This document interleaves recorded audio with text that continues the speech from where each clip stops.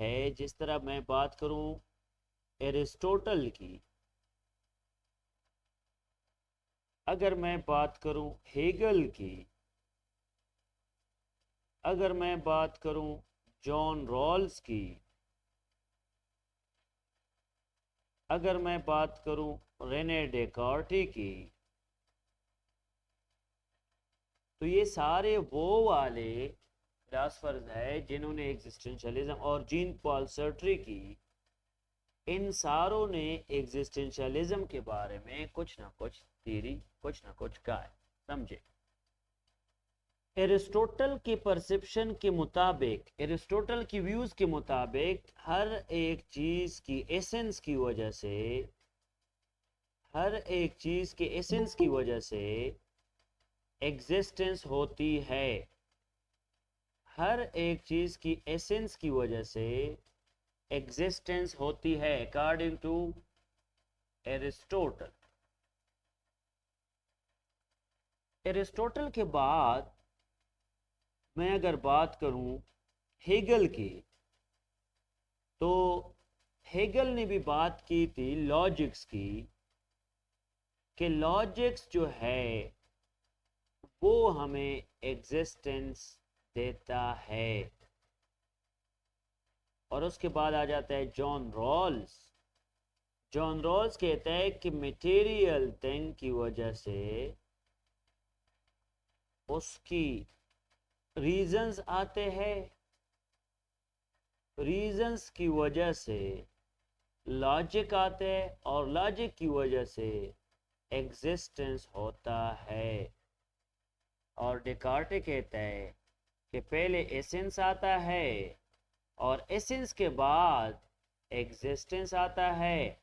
और यही Descartes Aristotle and सर्ट्रे के साथ ओवरलैप्ड है, मैच्ड है।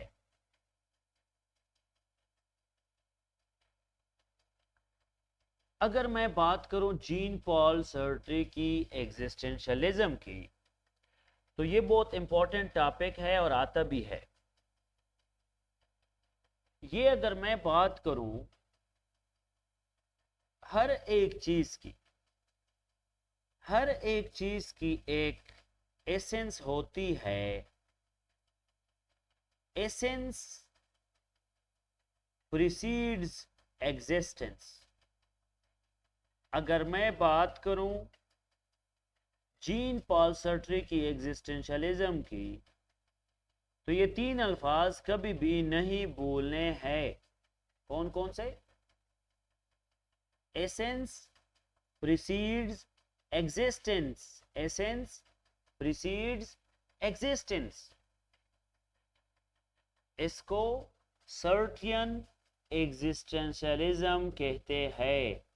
सर्टियन एग्जिस्टेंशियलिज्म। अगर कोई आपको कहे कि मुझे सिर्फ एक दो अल्फाज में समझाओ कि सर्टियन एग्जिस्टेंशियलिज्म क्या है, तो आपने ये बताना है कि Sartrean existentialism is all about essence precedes existence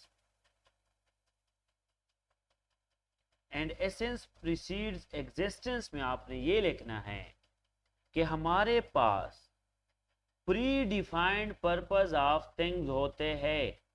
इस दुनिया में हर एक चीज की प्री डिफाइंड पर्पस होता है, और उस प्री डिफाइंड पर्पस की वजह से उस चीज की एग्जिस्टेंस आती है।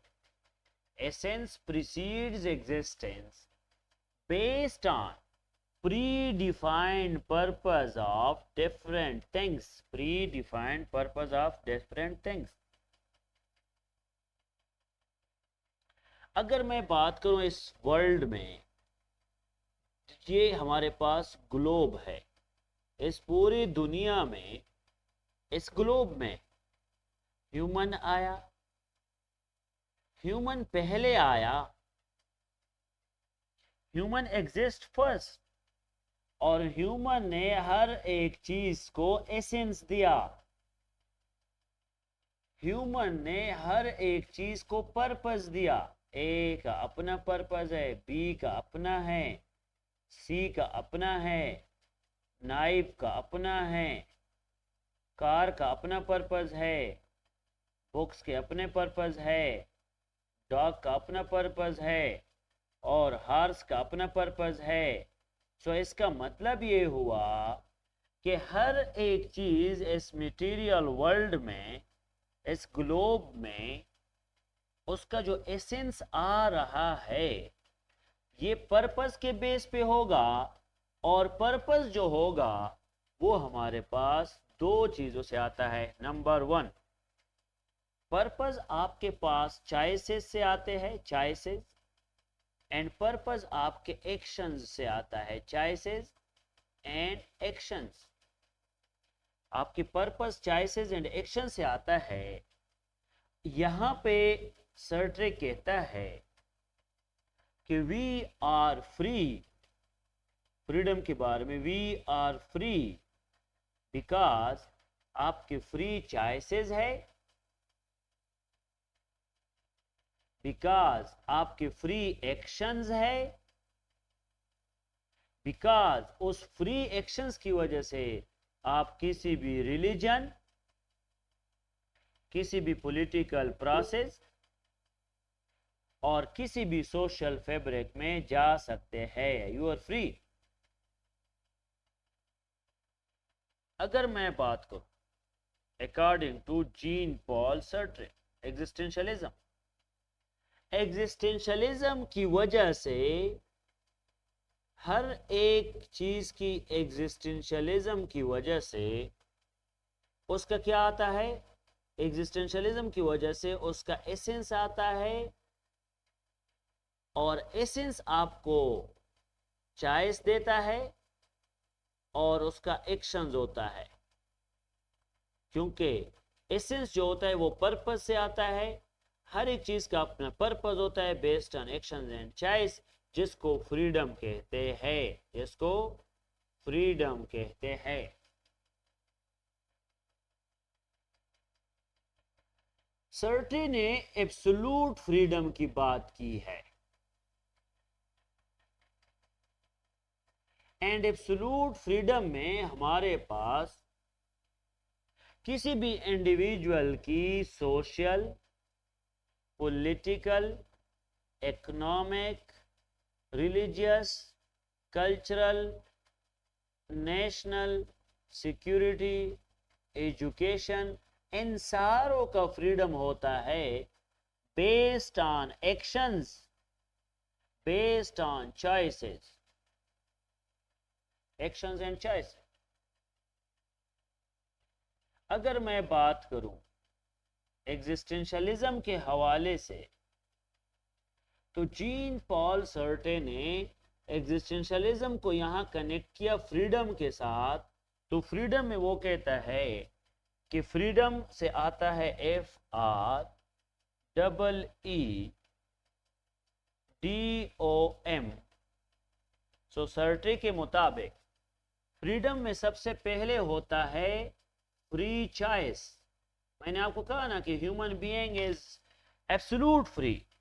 एब्सोल्यूट फ्री का मतलब है उसके पास एक्शंस एंड चॉइसेस की क्या है, फ्रीडम है।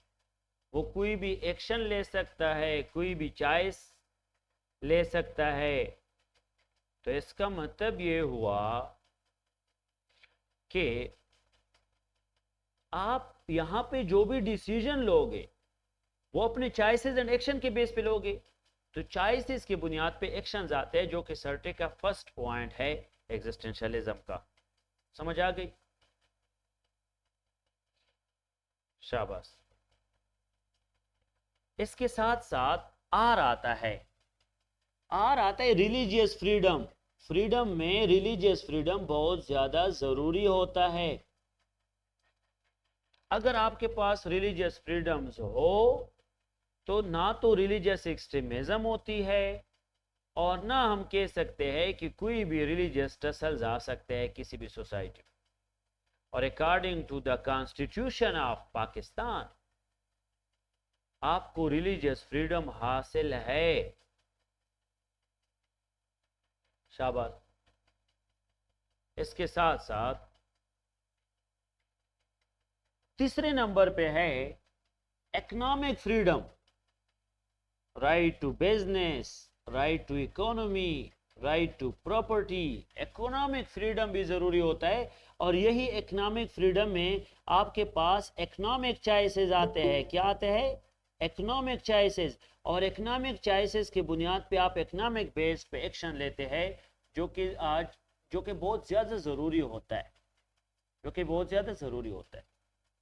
तो हमारे पास जो इकोनॉमिक फ्रीडम है वो भी सर्टे के एग्जिस्टेंशलिज्म का हिस्सा है।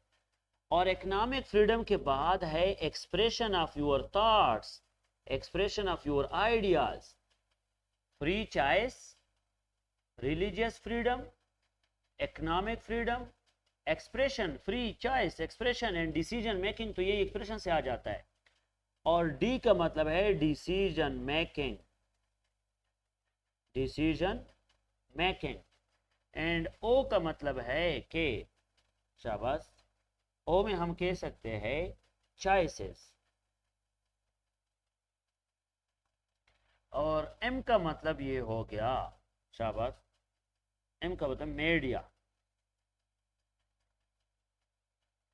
ये मीडिया भी एक्सप्रेशन में आ जाता है। तो हमारे पास फ्रीडम की बात चॉइसेस से आती है,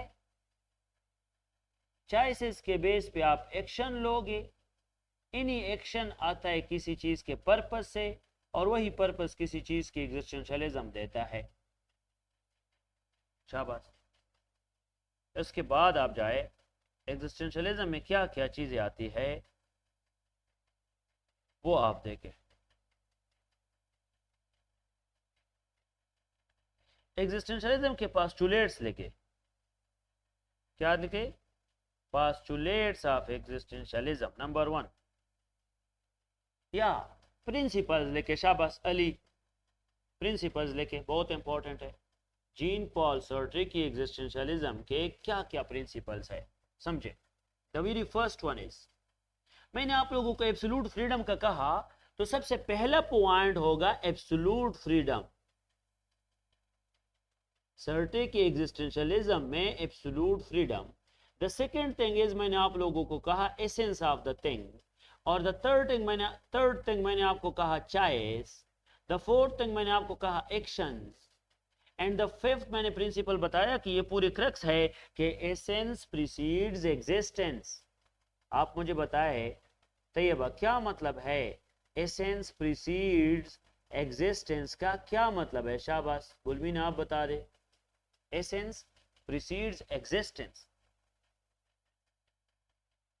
सर इसका मतलब है कि कोई भी चीज़ है तो उसका एक प्री डिफाइंड पर्पस होगा, वो एक पर्पस के लिए आई है, उसका पहले कोई ना कोई पर्पस था, इसकी वजह से वो एग्जिस्ट कर रही। शाबाश, ये बात भी सही है, लेकिन अगर मैं उसको एक अच्छे तरीके से कहूं तो इसका मतलब ये है, आपने बात बिल्कुल ठीक की है कि पहले पर्पस आता है, पर्पस के बेस पे एक्शंस आते हैं, एक्शंस के बेस पे चॉइस आता है, और चॉइस के बेस पे फ्रीडम आता है, और फ्रीडम में आपके पास एब्सोल्यूट फ्रीडम आ जाता है, जो कि फर्स्ट पॉइंट है जीन पॉल सार्ट्रे की existentialism. And the core theory का जो क्रक्स है वो ये है कि एसेंस प्रीसीड्स एग्जिस्टेंस, कि अगर मेरे पास एक चाकू है या नाइफ है या कोई भी डॉग है या कोई भी हार्स है या कोई भी मैन है या कोई भी वेमेन है, उन सारों का पर्पस पहले है, एक पर्पस की बुनियाद पे उसका एसेंस आता है, और उस एसेंस की बुनियाद पे एक्शंस आते हैं जो आपको एब्सोल्यूट फ्रीडम की तरफ लेके जाता है। यहां तक तो पॉइंट समझ आ गई है। आगे लेके शाबाश, ये एग्जिस्टेंशियलिज्म में लिखना होगा। 7वें नंबर पे लेके रेडिकल। हाँ सर हाँ, सर यस। सर ये जो लिखा था sir, purpose leads to actions leads to choice, तो उसके बाद क्या लिखा था? मैंने कहा जब चॉइस आ जाता है उसको एब्सोल्यूट फ्रीडम कहते हैं, जिसमें मैंने FRE फिर E फिर D फिर OM में आपको religious freedom, choices, economy, expression, decision making, media, सारे बता दिए कि यहाँ पे एब्सोल्यूट फ्रीडम का कंसेप्ट आ जाता है। यहाँ पे एक प्रिंसिपल है जिसको कहते हैं कि रेडिकल फ्रीडम। तो जीन पॉल सार्ट्रे के एग्जिस्टेंशियलिज्म में रेडिकल फ्रीडम का भी कंसेप्ट है। वो कहते हैं humans are condemned to be free and with freedom आपके पास आ जाता है, समझो, रिस्पॉन्सिबिलिटी। विद फ्रीडम आपके पास आ जाता है रिस्पॉन्सिबिलिटी। अगर मैं रिस्पॉन्सिबिलिटी की बात करूं तो रिस्पॉन्सिबिलिटी के बाद आपके पास चॉइसेस आ जाते हैं, चॉइसेस के बाद एक्शंस आ जाते हैं, और एक्शंस उस चीज के लिया जाता है जो कि एसेंस लगता है, और एसेंस वो चीज रखता है जिसकी कोई एग्जिस्टेंस होती है। I repeat, it's too much important. You should pay focus on. You have to correlate two things in the Jean-Paul Sartre existentialism and Jean-Paul Sartre absolute freedom. That is, what is essence, and essence precedes existence. And the second thing is freedom, that is absolute and radical freedom. पहले मैंने आपको absolute freedom का कहा, then radical freedom is related to responsibility, and human are condemned to be free through forces, through action, through choices. और यही freedom आपको responsibility देगा। responsibility की बुनियाद पे choices आ जाते हैं, और यही जो चॉइस है उस चॉइस के बुनियाद पे एक्शन आ जाता है, और एक्शन आपको एसेंस की तरफ लेके जाता है, और वही एसेंस जो है वो आपको एग्जिस्टेंस की तरफ लेके जाएगा, जो कि जीन पॉल सार्ट्रे की कोरिलेशन है, नेक्सस है बिटवीन फ्रीडम एंड एग्जिस्टेंशियलिज्म।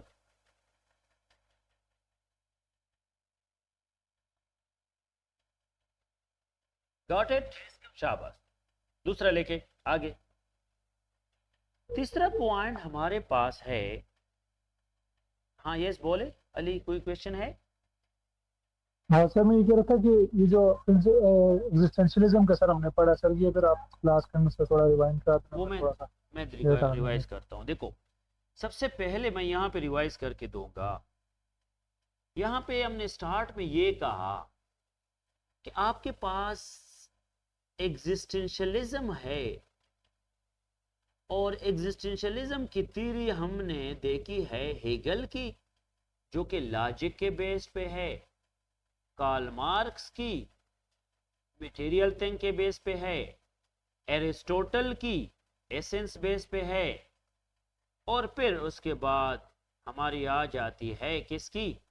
सार्ट्रे की, जो कि एग्जिस्टेंशियलिज्म में एसेंस की बीच पे है। लेकिन वो एसेंस में एक चीज है कि एसेंस प्रीसीड्स एग्जिस्टेंस, कि एसेंस प्रीसीड्स एग्जिस्टेंस का मतलब ये हुआ कि सबसे पहले एक चीज की पर्पस आती है, पर्पस के बाद एग्जिस्टेंस आती है, जो कि क्रिटिसाइज भी हुआ है। एक नाइफ है, चाकू है, उसका पहले पर्पस आया है, उस पर्पस ने उसको नाम चाकू दिया है। तो वो कहते हैं पर्पस ही आपको एग्जिस्टेंस देता है। हेगल कहते हैं कि आपको लॉजिक की एग्जिस्टेंस देता है, कार्ल मार्क्स कहते हैं मटेरियल थिंग एग्जिस्टेंस देता है, एरिस्टोटल कहते हैं एसेंस के बगैर एग्जिस्टेंस है ही नहीं। यहाँ पे उसने पर्पस की बात की, तो वो जो पर्पस है वो पर्पस फिर आपको क्या देता है? फ्रीडम देता है। तो हमने पहले ये वाले पॉइंट्स बताए, फिर मैंने आपको कहा कि अगर सवाल आएगा पेपर में तो या तो एग्जिस्टेंशियलिज्म ऑफ जीन पॉल सार्ट्रे पे आएगा, या एसेंस प्रीसीड्स एग्जिस्टेंस पे आएगा, जो आप लोगों ने कवर करना होगा, जो आप लोगों ने कवर करना होगा। इसके बाद लेके शाबाश, जब आपको फ्रीडम होता है तो फ्रीडम में एक चीज पे ज्यादा हम फोकस करते हैं, absence of God, absence of morality, absence of ethics. वो कहता है कि अगर आपके पास कंप्लीट फ्रीडम है, एब्सोल्यूट फ्रीडम, तो एब्सोल्यूट फ्रीडम के लिए एक चीज की अबंडेंट होगी, वो ये है कि आपके पास कोई भी एक्सटर्नल मोरल गाइड्स की एब्सेंस की वजह से, गॉड के एब्सेंस की वजह से क्या होता है, आप यूनिवर्स में ओन रिसोर्सेस को देखते हैं। आप कहते हैं गॉड नहीं है, मोरलिटी नहीं है, एथिक्स नहीं है, एटिकेट्स नहीं है, तो अभी आप अपने रिसोर्सेस को देखोगे, किसी दूसरे को नहीं कर सकते। तो यहां पे आपके पास आउटकम आ जाता है, हर एक चीज का एक आउटकम आ जाता है जो कि पॉजिटिव भी हो सकता है, नेगेटिव, और वो आउटकम आपको एग्जिस्टेंस देता है। अगर आप सिर्फ और सिर्फ गॉड पे रिलाई करोगे तो आप तो कहोगे हर एक चीज गॉड ने बनाई है। तो यहां पे हम कहते हैं कि गॉड मोरलिटी एथिक्स को थोड़ा साइड पे लोगे तो हम क्या करते हैं, humans are restricted in their own universe. वो फिर अपने यूनिवर्स में रिस्ट्रिक्ट हो जाता है, वो चीजों के बारे में फिर सोचता है, वो अपने रिसोर्सेज पे रिलाई करता है, नेचुरल रिसोर्सेज से आ जाता है। तो यहाँ पे हर एक चीज का एक आउटकम आ जाता है जो कि हर एक चीज को एग्जिस्टेंस देता है। बेड फेथ, इसका एक प्रिंसिपल ये भी है, बेड फेथ बहुत इंपॉर्टेंट प्रिंसिपल है। बेड फेथ, जिस तरह मैंने आप लोगों को कहा कि कोई भी एथिक्स नहीं है, कोई भी मोरलिटी नहीं है, तो आप बेड फेथ को देखें।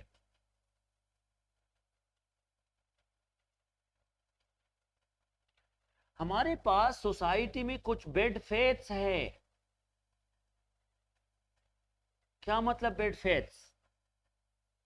हमारे पास सोसाइटी में कभी कभी आपका फ्रीडम डिनाई हो जाता है, कभी कभी आपका एब्सोल्यूट फ्रीडम नहीं होता। कभी कभी एक स्लेव आ जाता है, वो स्लेव बेचारा मास्टर के सामने क्या है, कुछ भी नहीं, उसकी फ्रीडम तो अबेंडेंड है। और वो अबेंडन किसने किया है? मास्टर ने, थ्रू फोर्स।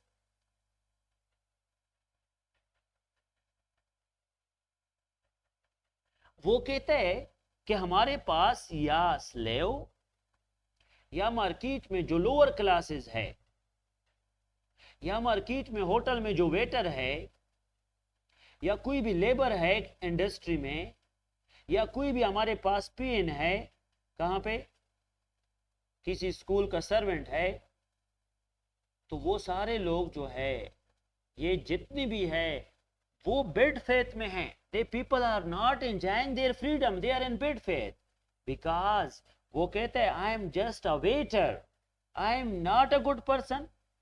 या I am a good person, if I am a good person then why I am a waiter, but if I am a waiter, I am a labour, then I am not a good person. एक bad faith में society है।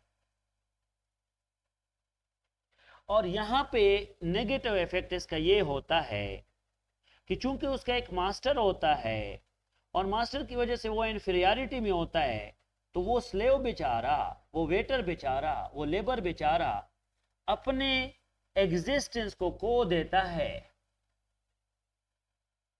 अपने existence को खो देता है कि मैं ह्यूमन हूं ही नहीं।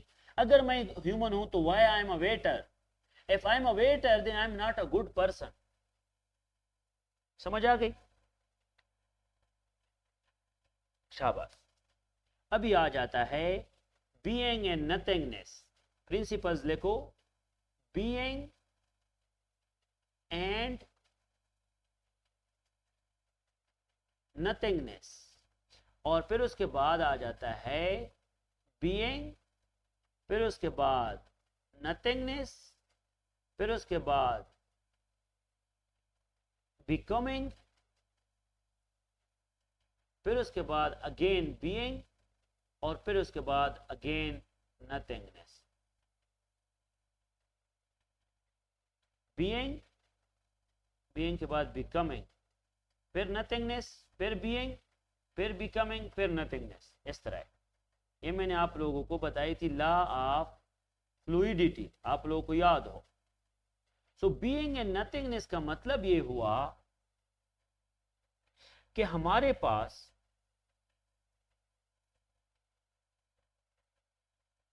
जीन पॉल सार्ट्रे की बीइंग एंड नथिंगनेस की जो कॉन्सेप्ट है वो 1943 में है, इसको मैं लॉ ऑफ फ्लूइडिटी की बुनियाद पे भी पढ़ाऊंगा, बीइंग इन नथिंगनेस की बुनियाद पे पढ़ाऊंगा, लेकिन एक कंसेप्ट तीसरा भी है उसके बेस पे पढ़ाऊंगा जिसका नाम है being in itself. Being in itself, और बीइंग इन इटसेल्फ को क्या कहते हैं? Object. And being for itself को बीइंग फॉर इटसेल्फ, इसको कॉन्शियसनेस कहते हैं, और यही कॉन्शियसनेस को सर्टे कहते हैं कि ये स्लेव नहीं मास्टर है या सब्जेक्ट है, वो ऑब्जेक्ट एंड ये subject. So according to Jean Paul Sartre, Jean Paul Sartre के मुताबिक हमारे पास एक कॉन्सेप्ट है जो कि जीन पॉल सर्ट्रे ने 1949 में दिया है। वो ये है कि बीइंग है। बीइंग का मतलब है कि हर एक चीज की एग्जिस्टेंस। फॉर एग्जांपल आप लोग एग्जिस्ट कर रहे हैं, ये टेबल एग्जिस्ट कर रहा है, मैं एग्जिस्ट कर रहा हूँ, सो ये बीइंग हो गया। इस दुनिया में सारी चीजें एग्जिस्ट कर रहे हैं और एक ना एक दिन ये नथिंग होंगे, खत्म होंगी। सो हर एक चीज की एक बीइंग है और हर एक चीज नथिंग में जाएगा। 1943 में ये कंसेप्ट है। और जीन पॉल सर्ट्रे में बीइंग इन नथिंगनेस के बाद उसने बीइंग इन इटसेल्फ को ऑब्जेक्ट कहा। बीइंग फॉर इटसेल्फ मास्टर है। बीइंग इन इटसेल्फ किसी दूसरे के लिए काम करना, बीइंग फॉर इटसेल्फ कोई दूसरों को अपने लिए काम करवाना, तो वो मास्टर होगा, ये लेबर होगा, ये आका होगा, ये गुलाम होगा। लेकिन इससे पहले लॉ ऑफ फ्लूइडिटी समझे कि इस दुनिया में सारी चीजें नथिंग थी। पहले क्या थी? नथिंग थी। नथिंग के बाद हाँ सर। बीइंग आया। एक मिनट, नथिंग के बाद बीइंग आया, बीइंग के बाद बिकमिंग आया, बिकमिंग के बाद नथिंग, और नथिंग के बाद दोबारा बीइंग आएगा। तो इसका मतलब ये हुआ कि इस दुनिया में जितनी भी चीजें हैं वो हमारे पास सबसे पहले नथिंग थी। सबसे पहले नथिंग थी। नथिंग के पास आ जाएगा, नथिंग के पास बीइंग, बीइंग के बाद वो बिकमिंग होगा, और नथिंग बीइंग बिकमिंग के बाद फिर से नथिंग में जाएगा, और फिर आखिरत में हमको फिर से उठाया जाएगा अगर हमारी यकीन है। अगर मुस्लिम्स है, नॉन मुस्लिम इस पे यकीन फिर नहीं करते, अगर हमारी यकीन है तो हम आखिरत में फिर से उठाया जाएगा। So nothing being becoming, becoming too nothing, फिर आखिरत में दोबारा उठाया जाएगा, देन बिकमिंग। सो इसका मतलब है कि बीइंग से नथिंगनेस, नथिंगनेस से बीइंग, फिर बिकमिंग, फिर नथिंगनेस। इसको लॉ ऑफ फ्लूइडिटी कहते हैं। और ये लॉ ऑफ फ्लूइडिटी किसकी है? बेंथम की, सॉरी जीन पॉल सर्ट्रे की। तो ये आपने समझना है। शाबाश, अभी आप क्वेश्चन करें। सर सर आवाज आ रही है? हाँ हाँ, यस। सर ये बेंथम ने नहीं दी थी लॉ ऑफ फ्लूइडिटी? बेंथम ने यूटिलिटेरियनिज्म दिया है ना, तो ये तो जी, और ये लॉ एग्जिस्टेंशियलिज्म है ना। और और ये जो लॉ ऑफ फ्लूइडिटी है ना, ये लॉ ऑफ फ्लूइडिटी में बीइंग इन नथिंगनेस की कंसेप्ट किसने दी है? ये बीइंग इन नथिंगनेस की कंसेप्ट जो है ये इसने जीन पॉल सर्ट्रे ने दिया है, जो कि followed by law of fluidity. तो लॉ ऑफ फ्लूइडिटी इसको यहाँ पे सपोर्ट करेगा। समझ आ गई?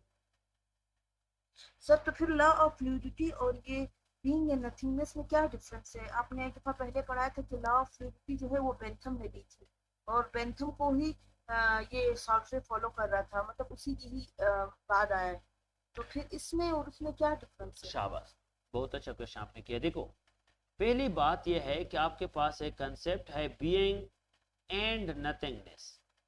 हर एक चीज की एक चीज एग्जिस्टेंस है, फिर उस चीज की क्या है? एग्जिस्टेंस खत्म हो जाती है, जो कि सर्ट्रे कहता है। और वो existence based on actions, based on purpose, जो भी मैंने आपको कहा था वही है। अभी ये वाला law influenced by law of fluidity, और लॉ ऑफ फ्लूइडिटी में फिर आप ये कहोगे कि जिस तरह बेंथम ने सर्टेन एग्जिस्टेंशियलिज्म में बीइंग इन नथिंगनेस कहा, that is influenced by Bentham existentialism. Bentham existentialism में लॉ ऑफ फ्लूइडिटी आ जाती है। Based on being, nothingness, becoming and फिर अगेन बीइंग। तो आप इसको इन्फ्लुएंस के बेस पे उसके साथ कनेक्ट कर सकते हो, लेकिन ये पॉइंट अगर आप सर्टिकल लिखोगे तो सिर्फ बीइंग एंड नथिंगनेस लिखोगे। समझ आ गई ना? Being and nothingness. असल में मैं जो कंसेप्ट पे आना नहीं चाहता सर, हूँ, मेरा चल अभी तक क्लियर नहीं हुआ। किस तरह? सर मेरा अभी तक ये वाला देखो, कंफ्यूजन क्लियर आपके पास ये थ्योरी तो समझे बात को, बीइंग एंड नथिंगनेस का जो कॉन्सेप्ट है, ये कॉन्सेप्ट जीन पॉल सर्ट्रे ने दिया है 1943 में। समझे बात? वो कहते हैं अगर एक चीज बीइंग है, एग्जिस्टेंस कर रही है, तो वही बात है कि एसेंस प्रीसीड्स एग्जिस्टेंस। अगर एसेंस प्रीसीड एग्जिस्टेंस करेगा, एक चीज का पर्पस खत्म हो जाएगा, तो पर्पस अगर खत्म हो जाए तो वो चीज भी खत्म हो जाती है, नथिंग बन जाती है। This theory is followed by Bentham and has existentialism, utilitarianism नहीं, एग्जिस्टेंशियलिज्म, जिसमें उसने लॉ ऑफ फ्लूइडिटी की बात की। और लॉ ऑफ फ्लूइडिटी में उसने ये बात की कि अगर एक चीज नथिंग है तो नथिंग दोबारा बीइंग बनेगी, फिर दोबारा बिकमिंग जाएगी, फिर दोबारा नथिंग पे जाएगा। तो उसने ये बात की थी, followed by Bentham existentialism. Got it? Okay sir. ठीक है, समझे बात को? अभी अगर मैं बात करूं किस चीज की, सर एक और क्वेश्चन पूछूं? हाँ हाँ, यस बोले। सर आपने बताया था एक्सिस्टेंशियल एक्सिस्टेंस की जो थ्योरी है वो 4 लोगों ने की, एरिस्टोटल ने, मार्क्स ने, हेगल ने और सार्ट्रे ने। रेने डेकार्टे ने भी दिया है। अच्छा, रेने डेकार्टे एरिस्टोटल ने ने भी जो है, दी समझो, रेने डेकार्टे ने भी दिया है, जॉन रॉल्स ने भी दी है,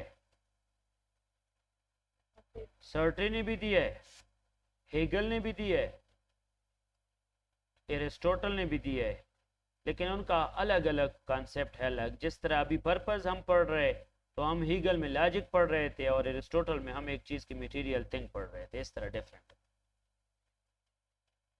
ओके सर।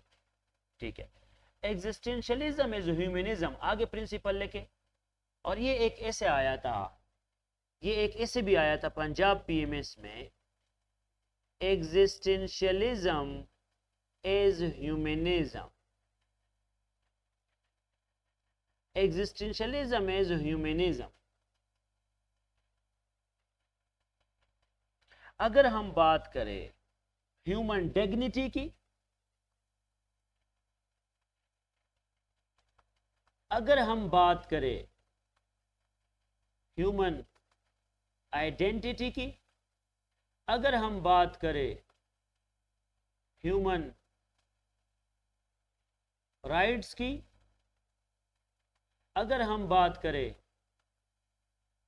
ह्यूमन रेस्पेक्ट की, अगर हम बात करें, आगे पॉइंट है ह्यूमन रिस्पेक्ट, एंड अगर हम बात करें, शाबाश, ह्यूमन सर्वाइवल की, तो human dignity, human identity, human respect and human respect के साथ साथ ह्यूमन की जो सर्वाइवल है, ये बेसिकली किस चीज पे डिपेंड करता है? ये किस चीज पे डिपेंड करता है?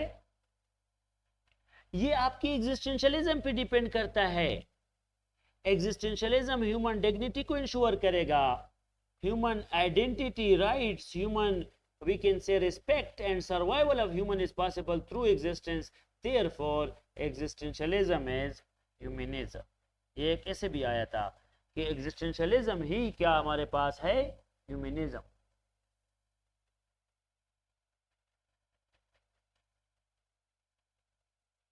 जीन पॉल सर्टे कहता है कि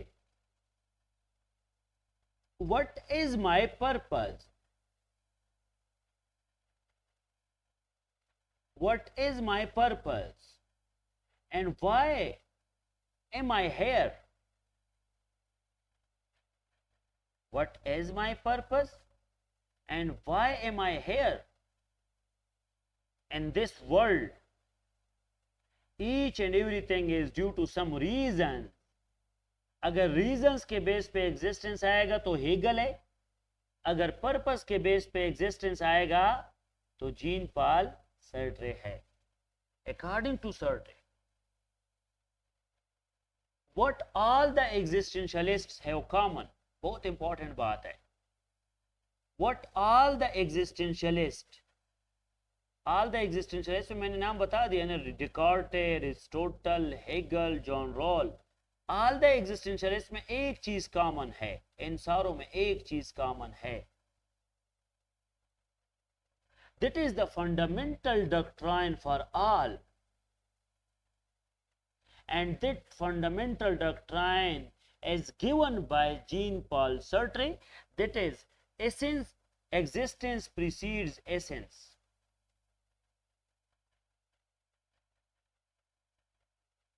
Existence precedes essence. वो कहते हैं कि हम सारे इंडिपेंडेंट इंडिविजुअल है, हम फ्री है. इंडिपेंडेंट इंडिविजुअल में हमारे पास फ्रीडम है और हम फ्री यहां पे पैदा हुई है. We all born free, we all born independent.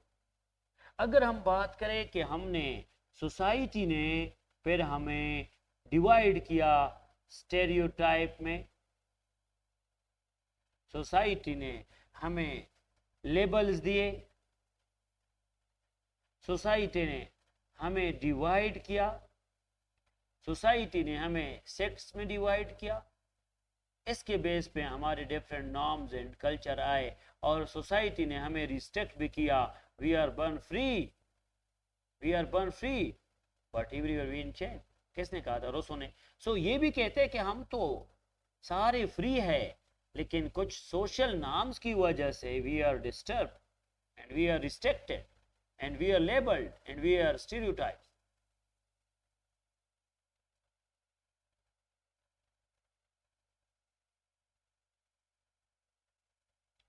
हम अगर बात करें कि essence is directly proportional to existence, तो ये बात गलत नहीं है.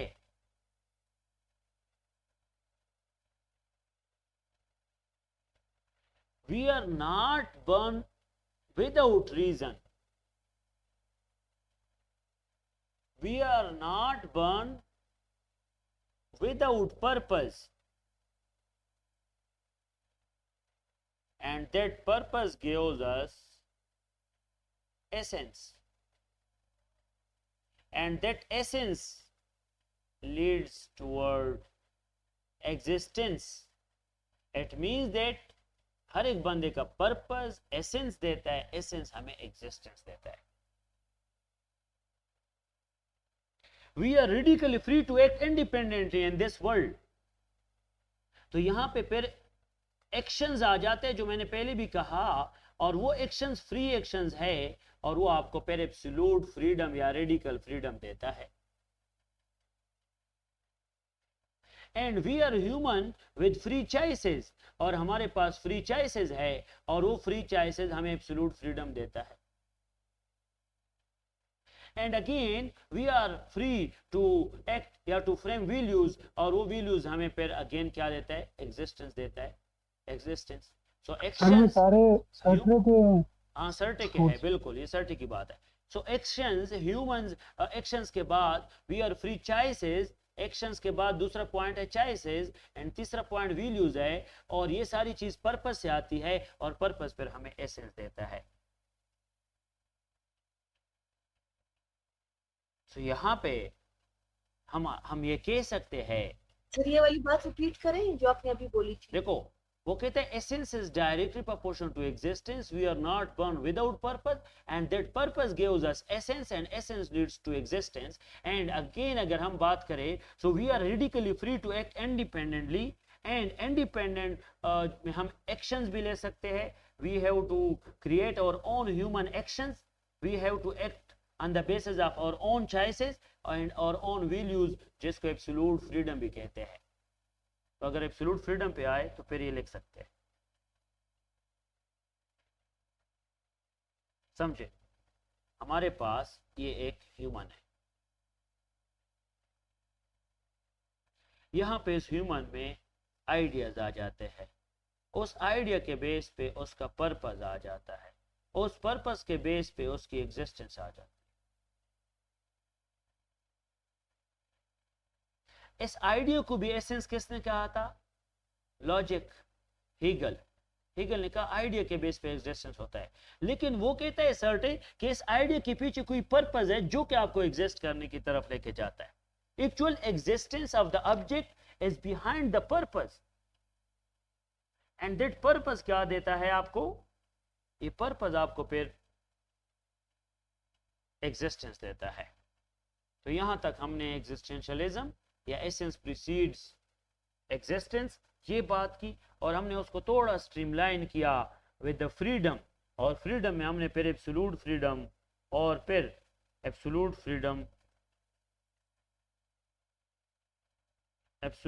फ्रीडम के साथ हमने क्या करना है, फिर रेडिकल फ्रीडम की तरफ जाना है। सही है,